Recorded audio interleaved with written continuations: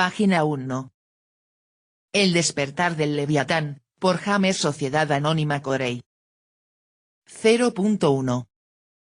Prólogo, Julie.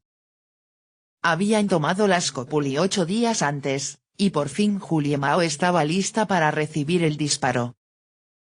Llegar a ese punto le había costado los 8 días que llevaba encerrada en una taquilla de almacenamiento. Los 2 primeros días se mantuvo inmóvil, segura de que los hombres acorazados que la habían dejado allí iban en serio. Durante las primeras horas, la nave a la que la habían llevado no estaba en propulsión, por lo que Julie flotaba en la amplia taquilla y daba suaves toques para evitar chocar contra las paredes o con el traje de presurización con el que compartía habitáculo.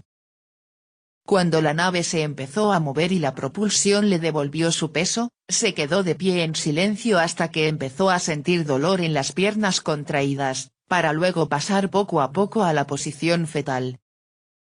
Orinó en el mono e hizo caso omiso del calor, la humedad, el escozor y el olor, preocupada solo por no resbalar y caer en el charco que había dejado en el suelo. No podía hacer ruido. Le dispararían. El tercer día, la sed la obligó a ponerse en marcha. El ruido de la nave era lo único que oía. El murmullo sordo, tenue e infrasónico del motor y el reactor. Los continuos siseos y golpetazos de la hidráulica y los cerrojos de acero al abrirse y cerrarse las puertas presurizadas que separaban las cubiertas. El retumbar de las botas pesadas que resonaba en el entramado metálico. Esperó a oír solo ruidos lejanos y luego descolgó el traje de presurización y lo dejó en el suelo de la taquilla. Lo desmanteló sin dejar de escuchar por si se acercaba algo y sacó el suministro de agua. Era un agua vieja e rancia, de un traje que, sin duda, llevaba una eternidad fuera de uso y mantenimiento. Julie no había probado trago en días y el agua templada y cenagosa de la reserva del traje le pareció la mejor que había bebido jamás. Tuvo que contenerse para no terminársela toda y que le provocara náuseas. Cuando le volvieron a dar ganas de orinar, sacó la bolsa del catéter del traje y la usó para aliviarse. Se sentó en el suelo, ahora acolchado gracias al traje mullido, y casi le resultó cómodo, y se preguntó quiénes serían sus captores, la armada de la coalición, piratas, algo peor. A veces se permitía dormir. El cuarto día, la soledad, el hambre, el aburrimiento y la progresiva escasez de lugares en los que almacenar la orina la decidieron a ponerse en contacto con ellos. Había oído gritos de dolor amortiguados. En algún lugar cercano estaban torturando o golpeando a sus compañeros de tripulación. Si lograba llamar la atención de sus secuestradores, quizá conseguiría que la llevaran con los demás. Eso no estaría mal. Podía soportar los golpes. Parecían un buen precio a pagar a cambio de volver a ver gente. La taquilla se encontraba junto a la puerta interior de la esclusa de aire. Durante las travesías era una zona poco concurrida, aunque en realidad Julie no tenía ni idea del diseño de esa nave en particular.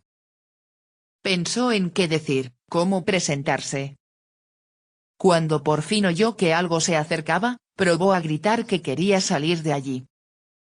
Se sorprendió de lo áspera y acartonada que salió la voz de su gaznate. Tragó, intentó fabricar algo de saliva moviendo la lengua y lo volvió a intentar. El mismo estertor quedo surgió de su garganta. Había gente justo al otro lado de la puerta de la taquilla. Oyó que alguien hablaba en voz baja. Julie ya había movido el brazo para dar un golpe en la puerta cuando oyó lo que decía. No. Por favor, no. Por favor. Dave. El mecánico de su nave. El que coleccionaba escenas de viejas series de dibujos animados y se sabía millones de chistes, suplicando con una vocecilla quebrada. No, por favor, no, por favor, dijo Dave. El sistema hidráulico y los cerrojos rechinaron cuando se abrió la puerta interior de la esclusa de aire. Un golpe carnoso cuando tiraron algo dentro. Otro chasquido cuando se cerró el compartimento estanco. Un sonido sibilante al evacuar el aire. Cuando acabó el ciclo de la esclusa, la gente de fuera se marchó. Julie no dio golpes para llamar su atención. Habían limpiado la nave a conciencia. Aunque todos estuvieran entrenados para lidiar con ello, que los detuvieran las flotas de los planetas interiores era mal asunto. Borraron la información sensible referente a la AP y la sobreescribieron con registros de apariencia inofensiva y marcas de tiempo falsas. El capitán destruyó todo aquello que fuera demasiado delicado para confiarlo a un ordenador. Cuando los atacantes abordaran la nave, podrían hacerse los inocentes. No importó. No hubo preguntas sobre el cargamento ni los permisos. Los invasores habían entrado como si aquel lugar les perteneciera y el capitán Darrell les había seguido el juego como un perrito faldero. Todos los demás, Dave, Mike y Wan Lee, habían levantado las manos y guardado silencio. Los piratas, esclavistas o lo que quiera que fueran, los sacaron de la pequeña nave de carga que había sido su hogar y los llevaron por el conducto de abordaje sin ni siquiera un traje de aislamiento. La delgada película de PET del conducto era lo único que los separaba de la nada. Había que tener fe en que no se rasgara a Dios a los pulmones si lo hacía. Julie también había pasado por el aro, hasta que los muy cabrones intentaron ponerle las manos encima para quitarle la ropa. 5 años de entrenamiento de jiu-jitsu a baja gravedad y sus adversarios en un espacio cerrado e ingrávido. Les hizo mucho daño. Llegó a pensar que podría ganarles, hasta que un puño enguantado salió de la nada y le cruzó la cara. Después de aquello todo se volvió borroso. Luego, la taquilla y el dispárale si hace algún ruido. 4 días de no hacer ruido mientras ellos apaleaban a sus amigos más abajo y luego tiraban a uno por la esclusa. El 6.º día, todo quedó en silencio. A caballo entre los sueños fragmentados y la conciencia, no registró del todo que los sonidos de los pasos, las voces, las puertas presurizadas, el retumbar del motor y el reactor se fueron apagando poco a poco. Cuando se detuvo el motor, y por ello dejó de haber gravedad, Julie despertó de un sueño en el que pilotaba su vieja pinaza de carreras y se encontró flotando y con un dolor en los músculos que fue remitiendo despacio. Se impulsó hacia la puerta y apoyó la oreja contra el frío metal. Le entró el pánico hasta que alcanzó a oír el sonido apagado del reciclador de aire.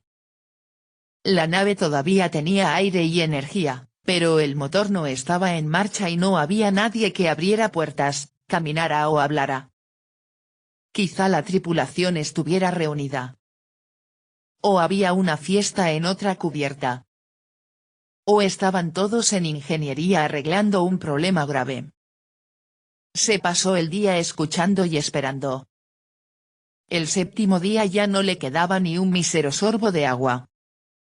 Ninguna persona de la nave se había movido dentro del alcance de su oído durante 24 horas. Succionó una etiqueta de plástico que había arrancado del traje de aislamiento para fabricar algo de saliva y luego empezó a gritar. Gritó hasta quedarse ronca. No vino nadie. El 8.º día, estaba lista para recibir el disparo.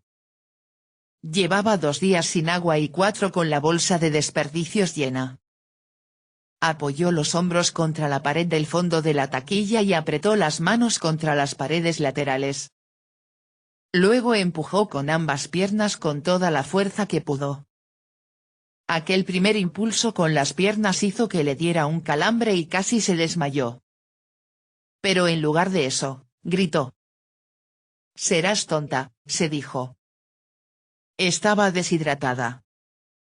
8 días sin moverse eran más que suficientes para que los músculos empezaran a atrofiarse. debería al menos haber hecho estiramientos. Se masajeó los músculos agarrotados para deshacer los nudos y luego hizo estiramientos, concentrándose como si se encontrara en el dojo. Cuando recuperó el control de su cuerpo, volvió a empujar con las piernas. Otra vez. Y otra vez, hasta que empezó a entrar luz por los bordes de la puerta de la taquilla.